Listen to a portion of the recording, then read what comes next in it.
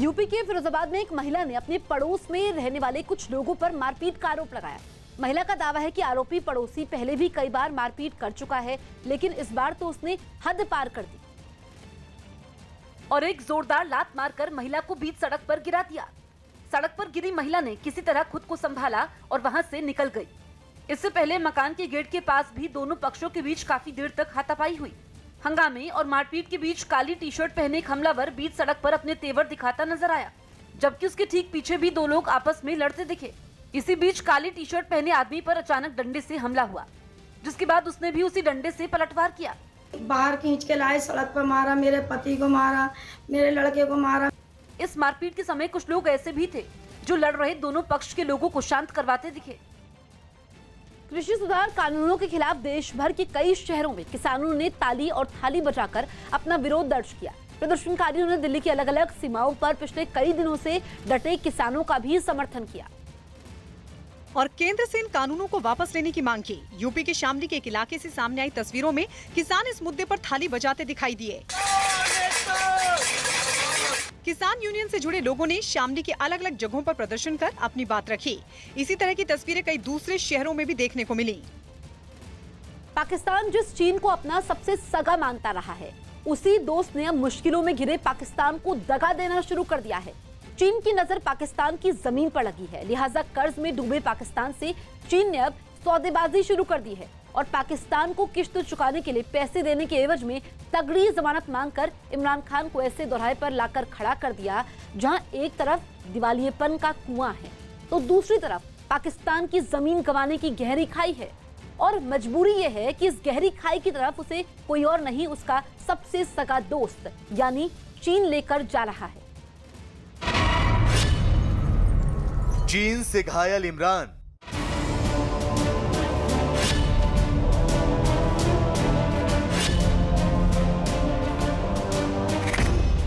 चीन ने चली शातिर चाल।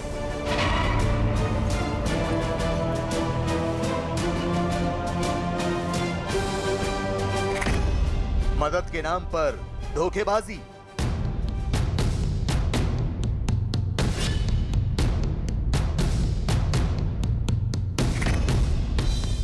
कर्ज के लिए मांगी जमानत।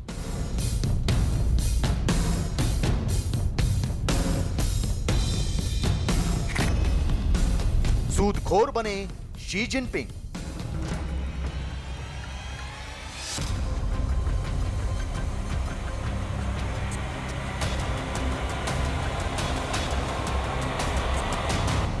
तो पिच खेल रहा है, छक्के चौके की बातें कर रहा है। ओ भाई खुदा के लिए, यहाँ गरीबों का बेरोजगारी हो रही है। गवर्नमेंट एक्सपेंडिचर अपने कम करे, खजाना खाली। 4 लाख रुपए पीआईए 1 घंटे का लॉस कर रहा है, हम लोग क्यों भर रहे हैं? अपनी कुर्सी बचाने का सपना देख रहे इमरान खान को पाकिस्तान की जनता अब कुर्सी पर नहीं देखना चाहती। महंगाई और बेरोजगारी की मार से कराहते पाकिस्तान के लोग भी इमरान खान के खिलाफ सड़कों पर नारे बुलंद कर रहे हैं। पाकिस्तान की आवाम अपनी तकलीफों की दुहाई दे रही है। पाकिस्तान के लोग ऊपर वाले से इतनी इल्तिजा कर रहे हैं कि जैसे भी हो पाकिस्तान का निजाम बदल जाए। यह तो पाकिस्तान की एक तस्वीर है, लेकिन दूसरी तस्वीर तो इससे भी ज्यादा खतरनाक है। इमरान खान से हाथ मिलाते शी जिनपिंग के चेहरे पर छिपी हुई मुस्कुराहट देखकर बेशक अंदाजा न लगे, लेकिन सच्चाई यह है कि जो हाथ दोस्त बनकर हाथ मिला रहे हैं, असल में इन्हीं हाथों से पाकिस्तान की गर्दन दबोचने की तैयारी चल रही है। क्योंकि शी जिनपिंग ने जिस तरह इमरान खान और पाकिस्तान को धोखा दिया, उसकी दूसरी मिसाल मिलना नामुमकिन है। चीन ने पाकिस्तान को एक बार फिर मदद का भरोसा दिया है, लेकिन शर्तों के साथ। सूत्रों के हवाले से पता चला है कि सऊदी अरब का 2000 करोड़ डॉलर का कर्ज चुकाने के लिए चीन 1500 करोड़ डॉलर पाकिस्तान को देने के लिए तैयार हो गया है। पाकिस्तान को 1000 करोड़ डॉलर की किश्त जनवरी में देनी है, जिसके लिए उसके पास फूटी कौड़ी भी नहीं बची। और इस किश्त को चुकाने के लिए जब इमरान खान ने शी जिनपिंग के सामने अपना कटोरा फैलाया तो शी जिनपिंग फौरन राजी हो गए, लेकिन इस बार उनके पास था शर्तों का हंटर, जिससे इमरान खान की नंगी पीठ पर जबरदस्त मार लगाई गई। किसी भी कंट्री को लोन दिया है, चाहे वो मालदीव हो, चाहे श्रीलंका हो, जहाँ पे भी लोन दिया है, यदि आपने लोन को पैसे, आपको लोन हेवी लोन दे देगा आपसे पैसे, लेकिन यदि आपको नहीं दिए रिटर्न कर पाए तो वो आपके स्पेस को ले लेगा और धीरे धीरे वो आपको अपने अंडर में कर लेगा। तो फिर उनकी जो है आपको गुलामी आ जाएगी फिर से पाकिस्तान में, यदि यही कंडीशन रहा।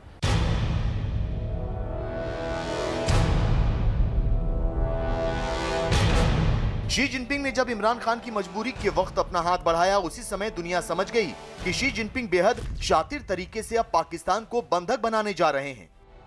चीन ने पाकिस्तान की कमजोर आर्थिक स्थिति को देखते हुए एक रेलवे लाइन परियोजना के लिए 600 करोड़ डॉलर कर्ज को मंजूरी देने के पहले उससे अतिरिक्त गारंटी मांगी है। इस परियोजना के जरिए पेशावर से कराची तक 1872 किलोमीटर रेल मार्ग का दोहरीकरण और पटरियों की मरम्मत का काम किया जाना है। यानी शी जिनपिंग ने एक बार फिर शातिर चाल चलकर जख्मी पाकिस्तान को और भी गहरा जख्म देने की चाल चली है। ये सीपेक अब पाकिस्तान के लिए गले की हड्डी बनता जा रहा है, जिसकी आड़ में चीन अपनी हर जायज और नाजायज मांग पाकिस्तान से मनवाने पर आमादा है। पाकिस्तान इस समय गंभीर कर्ज संकट में घिरा हुआ है। नवंबर की शुरुआत में खबर आई थी कि पाकिस्तान ने चीन से 2700 करोड़ डॉलर का कर्ज मांगने का फैसला किया है और चीन ये केवल उसी शर्त पर देने को तैयार हुआ है जिसके तहत पाकिस्तान इस रकम का ज्यादा से ज्यादा हिस्सा सीपेक की मेन लाइन प्रोजेक्ट पर करने को राजी। कुछ दिन पहले ही G20 के देशों से कर्ज में राहत की मांग की गई थी। पाकिस्तान सरकार के इस फैसले से चीन डरा हुआ है, इसलिए उसने कर्ज के लिए गारंटी की मांग की है। इसके अलावा चीन ने कर्ज की इस रकम को वाणिज्यिक और रियायती 2 भागों में देने की पेशकश की है।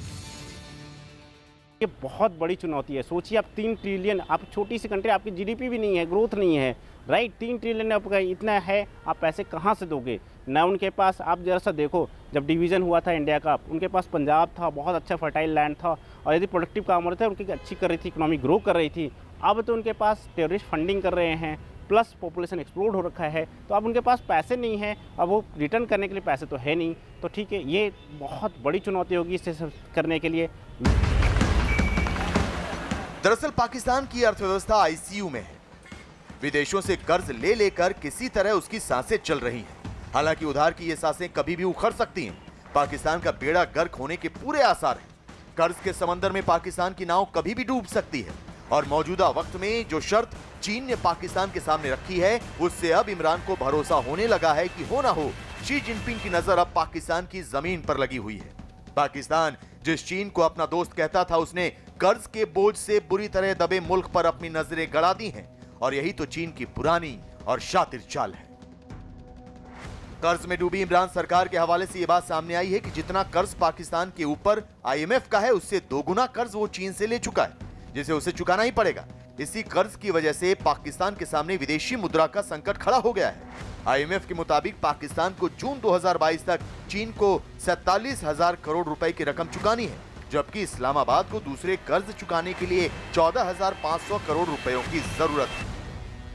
आपको जो पैसे हैं आपको इकोनॉमिक एक्टिविटी में लगाना पड़ेगा, आपके वेलबींग, जो आपके सिटीजन्स हैं उसके वेलबींग के लिए लगाना पड़ेगा, सिटीजन्स के एजुकेशन के लिए लगाना पड़ेगा, तभी आप आगे ग्रो कर पाएंगे। चीन के शी जिनपिंग ने बहुत ही शातिर तरीके से इमरान खान को फंसाया है। यानी अब इमरान खान अपनी कुर्सी बचाने के लिए अगर चीन से मांगा हुआ कर्ज लेते हैं तो उन्हें चीन के पास अपना कुछ तो गिरवी रखना ही पड़ेगा। ग्वादर पोर्ट तो इमरान खान पहले ही गिरवी रख चुके हैं। उस ग्वादर पोर्ट सिटी के नजदीक चीन ने 24 वर्ग किलोमीटर के दायरे में अब अपनी तारबंदी करके उसके भीतर की जमीन पर तो कब्जा भी जाहिर कर दिया है।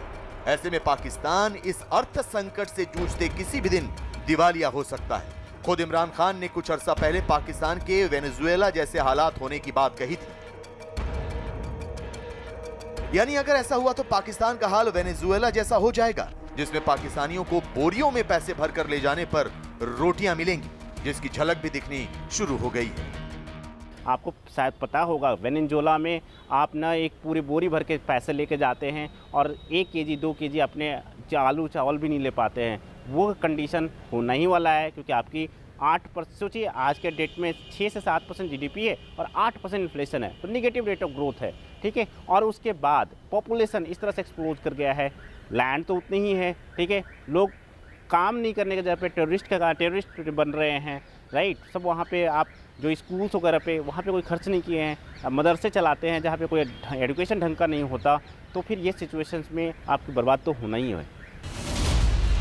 पाकिस्तान को चीन से ये महाकर्ज ऐसे वक्त पर मांगना पड़ रहा है जब पाकिस्तान की अर्थव्यवस्था दिवालिया होने के कगार पर है और महामारी ने हालात और भी गंभीर बना दिए हैं। और अगर चीन का रुख यही रहा तो जल्द ही पाकिस्तान का वजूद मिटना शुरू हो जाएगा।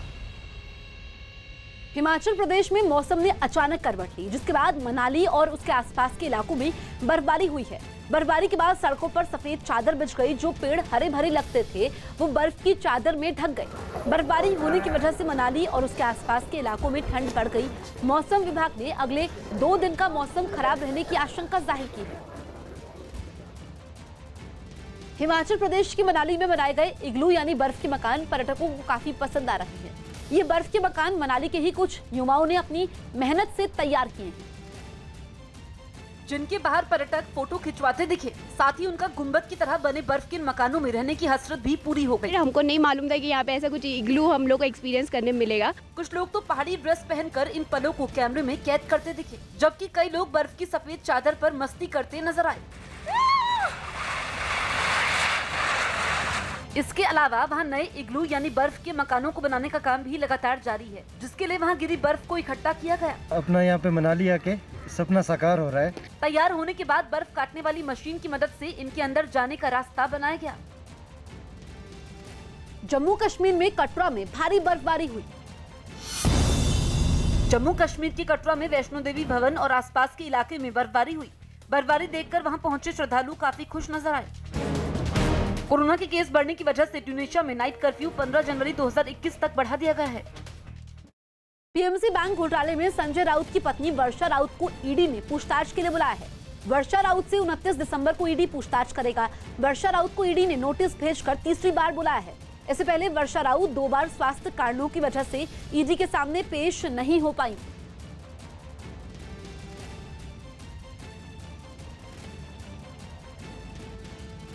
पीएमसी बैंक घोटाले में पत्नी वर्षा राउत को ईडी का नोटिस मिलने के बाद संजय राउत ने पलटवार किया। उन्होंने ट्वीट किया कि आ देखें जरा किसमें कितना है दम, जम के रखना कदम मेरे साथिया। उधर संजय राउत की पत्नी को ईडी के नोटिस पर सियासत भी शुरू हो गई। बीजेपी नेता राम कदम ने इसे कानूनी रूप से सही बताया तो कांग्रेस ने ईडी पर महाराष्ट्र की महाविकास आघाड़ी सरकार को परेशान करने का आरोप लगाया। महाराष्ट्र की सरकार पुलिस के द्वारा या अन्य अफसरों के द्वारा किस पर कार्रवाई करती है, किसी का रातों रात घर तोड़ देती है, किसी को गिरफ्तार करती है, तो वह पारदर्शी है। पर केंद्र की जांच एजेंसी यदि शिवसेना नेता के घर ईडी का नोटिस भेजती है तो वह बदले की भावना, ये किस प्रकार का इनका दोहरा मापदंड है। हमने जो अंदाज व्यक्त किया था अभी वो सही साबित हो रहा है। जोर शोर से महाराष्ट्र विकास आघाड़ी के सरकार के नेताओं के खिलाफ अभी ईडी की कार्रवाई शुरू हो गई है। हम ये चाहेंगे, मांग रखते हैं मोदी सरकार से कि भारतीय जनता पार्टी का बहुत ही आलीशान कार्यालय दिल्ली में है, ये बहुत बड़ा कार्यालय है। अब ईडी जैसी जो जांच एजेंसी है जो आपके निर्देश से काम कर रही है और सिर्फ विपक्ष के खिलाफ काम कर रही है, इनका दफ्तर जो है अधिकृत तरीके से वो आपके भारतीय जनता पार्टी के कार्यालय में स्थलांतरित किया जाए। पीएमसी बैंक घोटाले के संबंध में संजय राउत जी के परिवार को ईडी ने नोटिस भेजा, ऐसा कहा जाता है। मैं संजय राउत साहब से पूछूंगा, क्या आपका, आपके परिवार का कोई पीएमसी बैंक के साथ में कोई आर्थिक व्यवहार हुआ था? क्या आर्थिक व्यवहार हुआ था वो भी जनता के सामने रखे। क्या आपके पास से इस संबंध में पहले भी कोई जानकारी, कोई नोटिस आई थी क्या? यह बात भी जनता के सामने रखे। कोरोना के बढ़ते खतरे की वजह से इजराइल में तीसरी बार लॉकडाउन लगा दिया गया।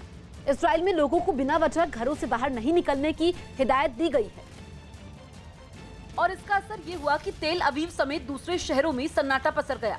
समंदर किनारे भी शाम उदास दिखी। देखते ही देखते पार्क और शॉपिंग मॉल खाली हो गए। बाजारों में दुकानदार अपना सामान समेटते दिखे और धीरे धीरे दुकानों के शटर डाउन हो गए। होटल और रेस्टोरेंट बंद होने के बाद वहाँ सफाई अभियान चलाया गया। सड़कों पर गाड़ियों के पहिए थमे हुए दिखे। I believe this should be right until we have everyone get a vaccination. हालांकि लॉकडाउन लागू होने से पहले सड़कों पर गाड़ियों की लंबी कतार और बाजारों में लोगों की भारी भीड़ देखने को मिली। ये सभी लोग खरीदारी कर घर लौटने की जल्दबाजी में दिखे। दिल्ली के करोड़बाग इलाके में मोबाइल फोन की एक दुकान और उसके गोदाम में भीषण आग लगने से अफरा तफरी मच गई। बताया गया कि आग शॉर्ट सर्किट की वजह से लगी, जिसने देखते ही देखते पूरी दुकान और गोदाम को अपनी चपेट में ले लिया। आग लगते ही पूरे इलाके में हड़कंप मच गया, क्योंकि जिस इमारत में आग लगी उसके आसपास कई और मकान भी थे। इलाके के लोगों ने तुरंत इसकी खबर दमकल विभाग को दी, जिसके बाद दमकल कर्मचारी वहां पहुंचे और आग बुझाने में जुट गए। आग इतनी भीषण थी कि उसे बुझाने में दमकल की 4 गाड़ियों का इस्तेमाल हुआ। हालांकि जब तक आग को पूरी तरह बुझाया गया, तब तक दुकान में रखा लाखों रुपयों का सामान जलकर राख हो चुका था। अच्छी बात ये रही कि कोई भी आदमी इसकी चपेट में नहीं आया। देश में आज निमोनिया का पहला स्वदेशी टीका लॉन्च होगा। कोरोना वैक्सीन के इंतजार के बीच केंद्रीय मंत्री हर्षवर्धन देश में निमोनिया के लिए पहला स्वदेशी टीका लॉन्च करेंगे। सीरम इंस्टीट्यूट ऑफ इंडिया ने निमोनिया रोग के लिए स्वदेश में पहला टीका विकसित किया है। शारदा चिटफंड घोटाले की जांच कर रही सीबीआई ने सुप्रीम कोर्ट में अर्जी दाखिल कर कोलकाता के पूर्व पुलिस कमिश्नर राजीव कुमार की गिरफ्तारी की मांग की है। मध्य प्रदेश के दतिया से हैरान कर देने वाली एक तस्वीर सामने आई, जिसमें जेल में बंद हत्या का एक आरोपी अपने जन्मदिन का जश्न मनाता दिखाई दिया। इस वीडियो के वायरल हो जाने के बाद पूरे जिले में हड़कंप मच गया, क्योंकि जेल के अंदर हत्या की उस आरोपी ने एक नहीं बल्कि कई केक काटकर अपना जन्मदिन मनाया। तस्वीरों में दिखा कि केक काटने के दौरान उसके दोस्त उस पर लगातार फूलों की बारिश भी करते रहे। जेल के बाहर उसके कई दोस्त भी दिखाई दिए, जिन्होंने वहां जमकर मस्ती भी की। इसके बाद वो आरोपी अपने दोस्तों को केक खिलाता भी नजर आया। जेल के अंदर जन्मदिन के जश्न की ये तस्वीर जल्द ही पूरे इलाके में फैल गई, जिसके बाद जिला प्रशासन की नींद टूटी। आचार के हिसाब से अगर घटना है तो फिर हम कठोर कार्रवाई करेंगे। खबर है कि जेल प्रशासन ने इस मामले की जांच शुरू कर दी है। शिवसेना के मुखपत्र सामना में छपे एक लेख के बाद महाराष्ट्र में गठबंधन की महाविकास अघाड़ी सरकार के 2 सहयोगी दलों कांग्रेस और शिवसेना के बीच सियासी घमासान मचा हुआ है। सामना में छपे इस लेख में लिखा गया कि यूपीए की हालत किसी एनजीओ की तरह हो गई है, लिहाजा यूपीए की कमान शरद पवार जैसे सक्षम नेता को सौंप देनी चाहिए। शरद पवार को यूपीए अध्यक्ष बनाने की वकालत पर कांग्रेस शिवसेना पर भड़क गई।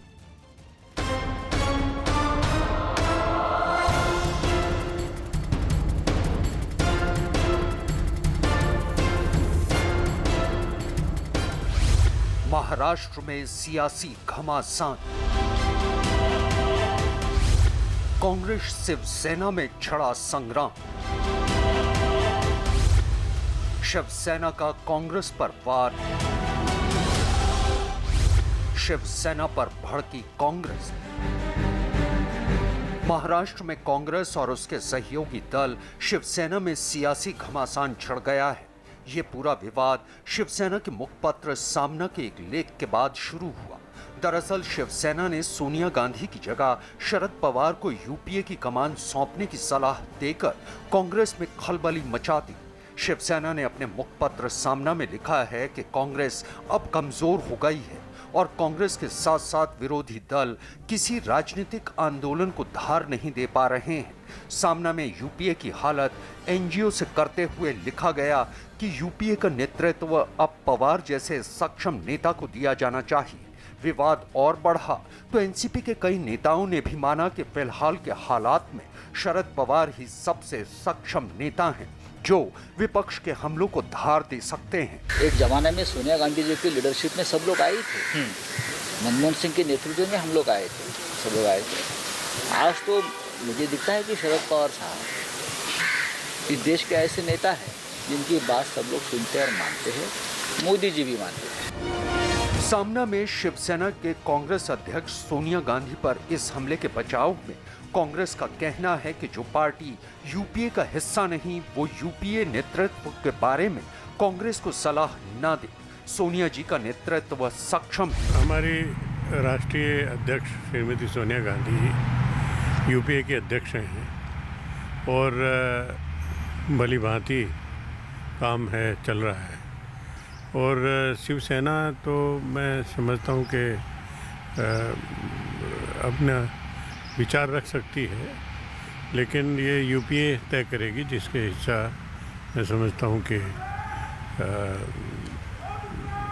शिवसेना नहीं है। शिवसेना को इस प्रकार से कांग्रेस विरोधी अभियान नहीं चलाना चाहिए, और अगर यूं ही इस तरह से अभियान चलाते रहे तो समझिए कि एक आग है और इस आग में जल के शिवसेना भस्म हो जाएगी। कांग्रेस पार्टी में अंदरूनी समस्याएं हैं, इससे हम इनकार नहीं कर रहे हैं। हम लोग एक खराब दौर से गुजर रहे हैं, इससे भी हम इनकार नहीं कर रहे हैं। लेकिन ये हमारा घर का मामला, हमारा अंदरूनी मामला, हम इसको हल करेंगे। इसके लिए हमको शिवसेना के सलाह की जरूरत नहीं। लेकिन जिस प्रकार से शिवसेना कांग्रेस विरोधी अभियान या राहुल गांधी जी के विरोध में अभियान चलाती है, उससे साफ साफ दिख रहा है कि किसी और के कंधे पे बंदूक रख के निशाना साधा जा रहा है। कांग्रेस और शिवसेना के बीच छिड़े इस विवाद पर शिवसेना सांसद अरविंद सावंत का कहना है कि अपने लेख में संजय राउत ने शिवसेना की भी आलोचना की है, और जब तक पूरा विपक्ष एकजुट नहीं होगा तब तक वो बीजेपी को नहीं हरा पाएगा। आज हम यहाँ महाविकास आघाड़ी बनाकर सरकार चला रहे हैं, तो ऐसे वक्त में एक उदाहरण देश के सामने आ रहा है कि सभी अगर इकट्ठे हो गए तो भारतीय जनता पार्टी को पराजित कर सकते हैं।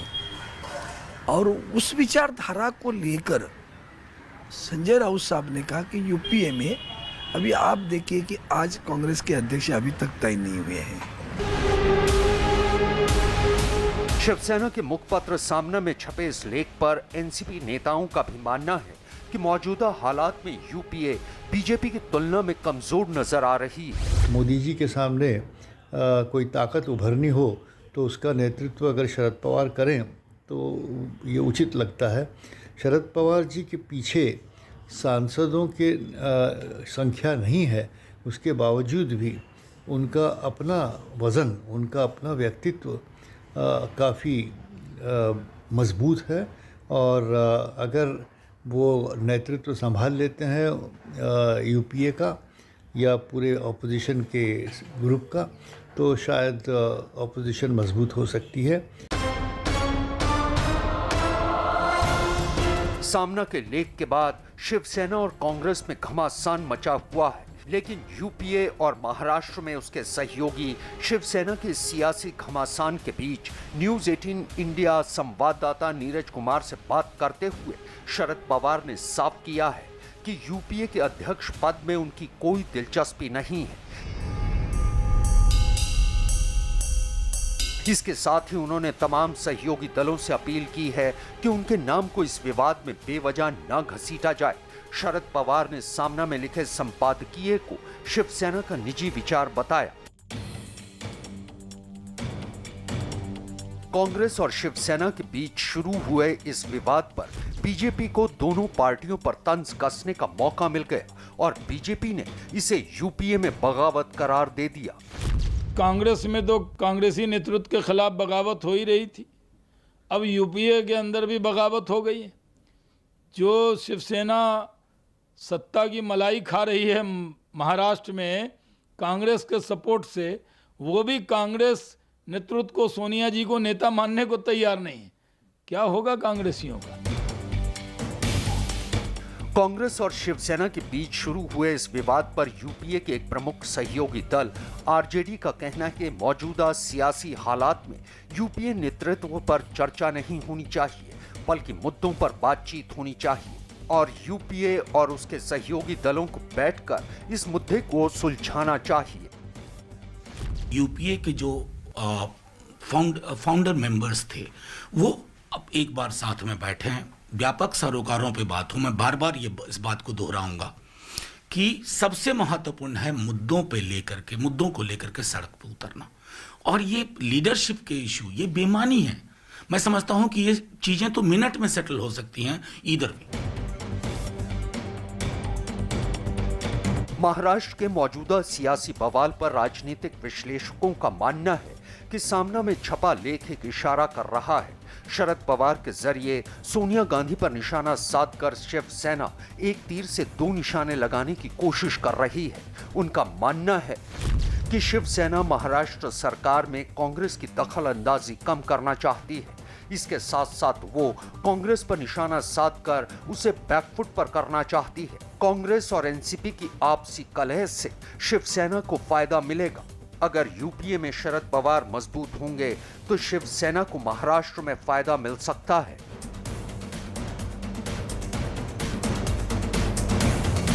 इस विवाद के बीच ये खबर भी आ रही है कि सोमवार को शरद पवार दिल्ली आ रहे हैं, लेकिन उनके दिल्ली दौरे का मकसद क्या है यह अभी तक साफ नहीं हो पाया है। फिलहाल यूपीए में शामिल कांग्रेस और एनसीपी शिवसेना के साथ मिलकर एक कॉमन मिनिमम प्रोग्राम के तहत महाराष्ट्र में महाविकास आघाड़ी सरकार चला रही है। लेकिन महाराष्ट्र में शुरू हुए सियासी घमासान के बाद सूबे के सियासी समीकरण किस तरह बनते या बिगड़ते हैं, ये तो वक्त ही बताएगा। दिल्ली के पास यूपी के गाजियाबाद में कार शोरूम में भीषण आग लगने से भारी नुकसान हो गया। इस हादसे की खबर मिलते ही दमकल की 10 गाड़ियां मौके पर पहुंच गई। लेकिन उससे पहले उस इलाके में हड़कंप मच गया। आग लगते ही आसपास की इमारतों से लोग बाहर निकलकर सड़क पर जुटने लगे। शोरूम से निकल रहे धुएं के गुबार को देखकर लोगों में खौफ भर गया, जिसके बाद दमकल के कर्मचारी वहां पहुंचे और बिना वक्त गंवाए आग बुझाने में जुट गए। दमकल कर्मियों ने चारों तरफ से पानी की बौछार कर आग को दूसरी इमारतों में फैलने से बचा लिया। लगभग 10 गाड़ियों ने 1 घंटे की कड़ी मेहनत के बाद जो है आग को पूरी तरह बुझा दिया। गनीमत रही कि कोई भी आदमी इस आग की चपेट में नहीं आया, लेकिन आग बुझने तक शोरूम का सारा सामान जलकर राख हो गया। ईरान की राजधानी तेहरान के पास एक इलाके में आए बर्फीले तूफान की वजह से 10 लोगों की मौत हो गई। पिछले कुछ दिनों से ईरान के कई शहरों में भारी बर्फबारी के साथ तेज हवाएं चल रही हैं। और इसी बर्फीले तूफान ने एक इलाके में 10 लोगों की जान ले ली। इसके अलावा कई लोग अब भी वहां लापता बताए गए, जिनकी तलाश की जा रही है। सामने आई एक तस्वीर में राहत और बचाव दल की टीम अपने काम में जुटी दिखी। इसी दौरान उन लोगों के शवों को भी हेलीकॉप्टर के जरिए वहां से निकाला गया जो बर्फ में दब गए थे। खबर है कि भारी बर्फबारी की वजह से कई सड़कें बंद हो गयी, जिससे लोगों की आवाजाही रुक गयी। हालात बयां कर रहे हैं कि पाकिस्तान किसी भी वक्त दिवालिया हो सकता है। कर्ज के बोझ तले दबा पाकिस्तान वेंटिलेटर पर है। पाकिस्तान की अर्थव्यवस्था आखिरी सांसें गिन रही है और ऐसे में कोड़ में खाज तब हो गई जब पाकिस्तान से हरदम हमदर्दी दिखाने वाले सऊदी अरब ने अपने कर्ज की रकम तय वक्त से पहले ही मांग ली। इतना ही नहीं, भुखमरी की कगार पर पहुंच चुके पाकिस्तान को सप्लाई की जाने वाली गैस भी सऊदी ने रोक दी है। जाहिर है कि ऐसे में पाकिस्तान के पास सिवाय चीन के सामने कटोरा फैलाने से और कोई रास्ता ही नहीं बचा है। फिर भले ही उसे अपनी जमीन खोर चीन के पास गिरवी ही क्यों न रखनी पड़े।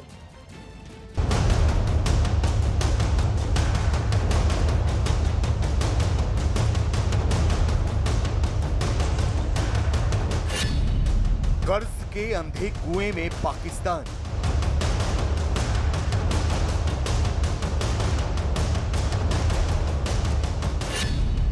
पाकिस्तान पर सबसे बड़ी आफत।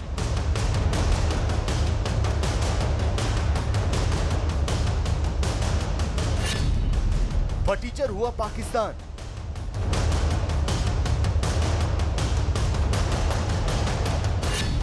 हर एक पाकिस्तानी पर 1 करोड़ का कर्ज।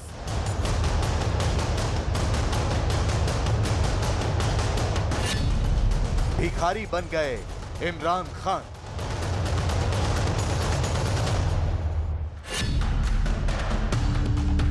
इमरान खान की एक बार फिर कटोरा लेकर निकलने की नौबत आ गई है।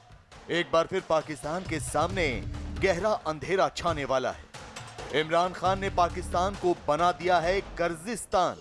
कौड़ी कौड़ी को मोहताज हो चुके इमरान खान को पूरा पाकिस्तान जमकर कोस रहा है। चीजें तो सुना बहुत महंगी होगी, आपने रेट्स नहीं बढ़ाए। ये रेट आपके सामने क्या करें, गाहक नहीं आता, फिर गाहक के लिए फारग बैठे रहेंगे, क्या करेंगे। आशरी दौर में 8 रुपए का नान था, इमरान खान के दौर में 12 रुपए का नान है। चोर कौन हुआ? हर मोर्चे पर मात खा रहा पाकिस्तान अब फटीचर होने की कगार पर जा पहुंचा है। नए पाकिस्तान का सपना दिखाने वाले इमरान खान घरेलू मोर्चे पर किस कदर नाकाम हो चुके हैं, अब वो पाकिस्तान के लोगों से छिपा नहीं रह गए। थक गए भाई, थक गए। अब तो जिंदगी से बेजार आ गए। बजाय कम करने के महंगाई और ज्यादा हो रही है, बहुत ज्यादा महंगाई करती है। इमरान खान को कुछ पता ही नहीं है कि क्या हो रहा है पाकिस्तान में। यही पाकिस्तान का बुरा हाल कर रखा। वो तो कह रहा था तब्दीली आएगी, ये सही की तब्दीली दिखा रहा है वो। दुनिया भर में भीख मांगने वाले जिन देशों का जिक्र आता है तो उनमें पाकिस्तान का नाम सबसे पहले लिया जाता है, क्योंकि कर्ज के बोझ तले बुरी तरह दबे पाकिस्तान के सामने अब जीने और मरने की नौबत आकर खड़ी हो गई है। यानी आर्थिक मोर्चे पर इमरान खान के सामने ऐसी मुसीबत आई है जिससे निकलने का रास्ता उन्हें नजर ही नहीं आ रहा। पाकिस्तान तो बैंकक्रप्ट हो गया है, एकदम दिवालिया हो गया है, ठीक है। अभी तो उनके पास खाने के पैसे नहीं बचे हुए हैं। जो एक समय आप सोचिए 1947 से 97 तक फास्टेस्ट ग्रोइंग इकोनॉमी थी, जिसकी जीडीपी रेट सबसे वर्ल्ड से अच्छी जीडीपी रेट थी, उनकी 7 to 8% उनकी जीडीपी ग्रोथ रेट था। आज वो निगेटिव में हो गया। आप सोचिए इन्फ्लेशन वहाँ पे 8% पे है, ठीक है, और जीडीपी ग्रोथ रेट अब मानिए 5% में, तो निगेटिव है। पाकिस्तान की आर्थिक सेहत वेंटिलेटर पर जा पहुंची है और इस वेंटिलेटर के सिरे जुड़े हैं पाकिस्तान के सबसे ज्यादा हमदर्द रहे दो मुल्क, एक सऊदी अरब और दूसरा चीन। मगर ताजा सूरत हाल यह है कि सऊदी अरब ने भी पाकिस्तान की तरफ से मुंह मोड़ना शुरू कर दिया है। पाकिस्तान के प्रधानमंत्री इमरान खान ने कर्ज के लिए 2 बार सऊदी अरब की यात्रा की थी। सऊदी अरब पाकिस्तान को 3 साल के लिए $6,200 करोड़ का कर्ज देने को तैयार हो गया था, लेकिन ये कर्ज 2 हिस्सों में था। $3,000 करोड़ की कैश मदद और $3,200 करोड़ कीमत की सालाना गैस और ऑयल सप्लाई शामिल थी। पाकिस्तान $3,000 करोड़ पर 3.2% का ब्याज चुका रहा था, लेकिन सऊदी अरब ने अब समय से पहले ही अपने पैसे वापस मांग लिए। उनके पास कोई और रास्ता ज़्यादा बचा नहीं है। आप ऑलरेडी ब्लैकलिस्ट हो गए हैं FATF में। कोई भी कंट्री आपको एडिशनल लोन नहीं देने वाला है, एडिशनल कर्ज देने वाला नहीं है। आप उनके पास कोई रिसोर्सेज बचे नहीं है, ना उनके पास टैक्स कलेक्शंस होती है सही से, ठीक है। तो आप उनके पास जो है ना, देयर 2 टाइप के एक्सपेंडिचर होता है, करंट एक्सपेंडिचर है, कैपिटल एक्सपेंडिचर है। करंट एक्सपेंडिचर के लिए भी पैसे नहीं है, कोविड भी आ चुका है, तो अब इनके पास एक ही उपाय है कि चाइना से कर्ज ले। बट वो भी एक बहुत बड़ा प्रॉब्लम होगा फ्यूचर में, क्योंकि किसी कंट्री को चाइना ने कर्ज दिया है, जो भी लिया है उसको बाद में उसने जो है अपने अंडर में ले लिया है। सऊदी अरब का इस तरह पाकिस्तान से मुंह मोड़ना इमरान खान को बेहद भारी पड़ रहा है। हालांकि सऊदी अरब को मनाने और उनसे मोहलत मांगने के लिए इमरान खान ने 1-2 नहीं बल्कि आधा दर्जन से ज्यादा अपने नुमाइंदों को सऊदी अरब भेजा, मगर सऊदी ने एक नहीं सुनी। हुआ ये कि सऊदी अरब ने पाकिस्तान को तेल की सप्लाई भी बंद कर दी और पाकिस्तान ने $3,000 करोड़ में से $1,000 करोड़ इसी साल मई में सऊदी अरब को वापस की।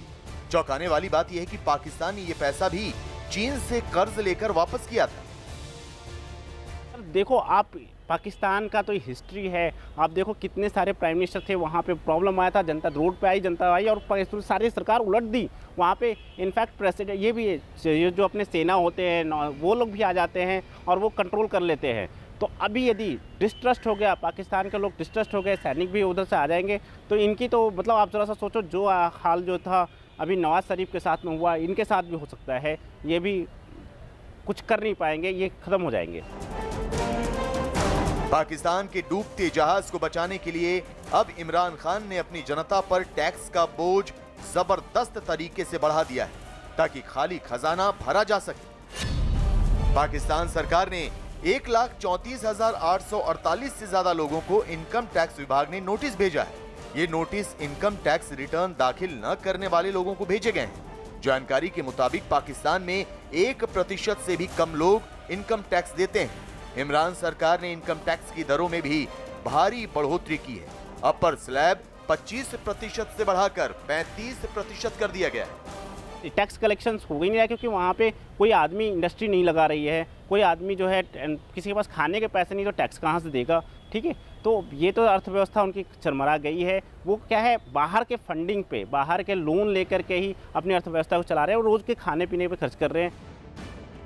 एक तरफ तो पाकिस्तान की सरकार अपने ही देश के लोगों पर भारी टैक्स लगाकर उनकी कमर तोड़ रही है, उनके लिए खाने पीने की चीजें भी पहुंच से दूर होती जा रही हैं।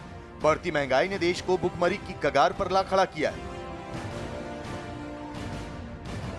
हर चीज पे महंगाई, कोई ऐसी चीज ही नहीं है जिसके स्पेशली नाम लिया जाए। सब्जी में पे, गोश्त पे, दूध पे, हर चीज बहुत महंगाई है। इमरान खान ने तो बेड़ा गर्क कर दिया सबका। लेकिन दूसरी तरफ इमरान खान अपने अनमोल संसाधनों को कौड़ी के भाव से या तो चीन के हाथों गिरवी रख रहे हैं और वो भी टैक्स माफी के साथ। आप देखो कितने सारे प्राइम मिनिस्टर थे, वहाँ पे प्रॉब्लम आया था, जनता रोड पे आई, जनता आई और सारी सरकार उलट दी। वहाँ पे इनफैक्ट प्रेसिडेंट ये भी जो अपने सेना होते हैं वो लोग भी आ जाते हैं और वो कंट्रोल कर लेते हैं।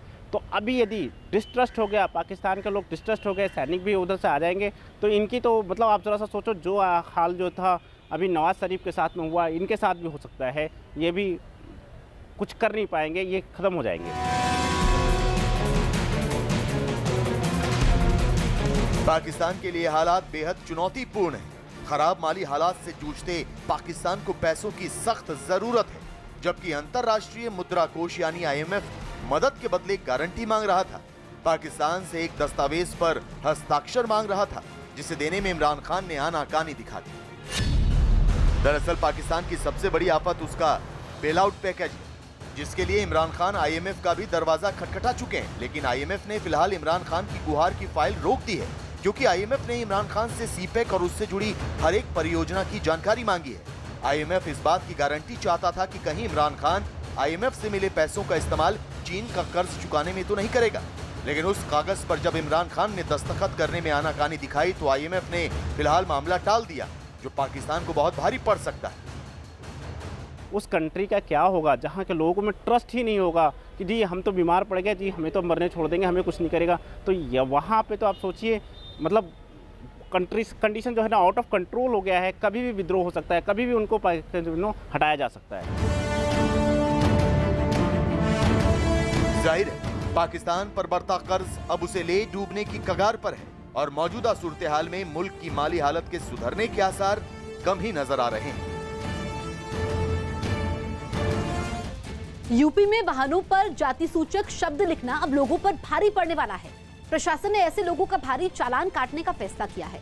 दरअसल PM दफ्तर से देश के सभी राज्यों के परिवहन विभाग को निर्देश जारी किया गया है, जिसमें 2 पहिया और 4 पहिया वाहनों पर जातियां लिखने पर सख्त कार्रवाई करने की बात कही गई है। इस आदेश के जारी होने के बाद एक तरफ प्रशासन चालान काटने की तैयारी में है, तो वहीं दूसरी तरफ कई गाड़ी चालकों का कहना है कि उन्हें इस आदेश के बारे में कोई जानकारी नहीं है। प्रधानमंत्री कार्यालय से देश के सभी राज्यों को एक लेटर जारी किया गया है कि किसी भी 2 पहिया या 4 पहिया वाहन पर जाति या नाम या कुछ भी नहीं लिखा जाएगा। ये आदेश अब उत्तर प्रदेश में भी पहुंच चुका है और अभी जो वाहन चालक हैं उस तरह जो लिख लेते हैं गाड़ी पे, आप देखेंगे कि लिखा है तुर्क भाई। तो जो इस गाड़ी का ऑनर है, आपका क्या नाम है? मोहम्मद अजीम है सर। तो अब आप पता चल गया अब आपको? ये आज से ही पता चला है मुझे कि ये लागू हुआ है और अब ये मिटन माधुआ में, और ये ड्राइवर ने लिखवा दिया था ये मेरी गाड़ी ड्राइवर चलाता था तो उसने लिखवा दिया था, वो तुरक था। आज से ये लागू हुआ है तो मैं नियमों का पालन करूँगा, अनुशासन का सहयोग दूंगा, ये मिटवा दूंगा मैं। तो जिस तरह आज ही लेटर देश के सभी राज्यों को मिला है और अब ये आहिस्ता आहिस्ता पुलिस को भी दिया जाएगा और जो ट्रैफिक पुलिस है उनसे भी कहा जाएगा कि किस धारा में और किस सेक्शन में इस पर कार्रवाई होगी। अभी ये आदेश आने हैं तो कोशिश करनी चाहिए कि इस पर सख्ती से कार्रवाई करनी चाहिए ऐसे लोगों को। लेकिन साथ ही साथ ये भी बहुत ज़रूरी है कि जिस तरह से राजनीतिक दल भी जातिवादी संगठन बनाते हैं, उसको बढ़ावा देते हैं, उस पर भी अंकुश लगना चाहिए। नाम में कुछ नहीं रखा हुआ, सब सरकार अपनी तरफ से सही कदम भी उठा रही है। रजिस्ट्रेंसी वगैरह जो पीछे लिखवाया जाता है उससे कोई वो नहीं पड़ता सर। तो जिस हिसाब से कार्रवाई किया जा रहा है बहुत सही चीज़ है। ये तो बहुत पहले हो जाना चाहिए जो आज हो रहा है। आई थिंक हमारे ख्याल से कि गाड़ियाँ के नंबर प्लेट एकदम साफ़ सुथरे होने चाहिए।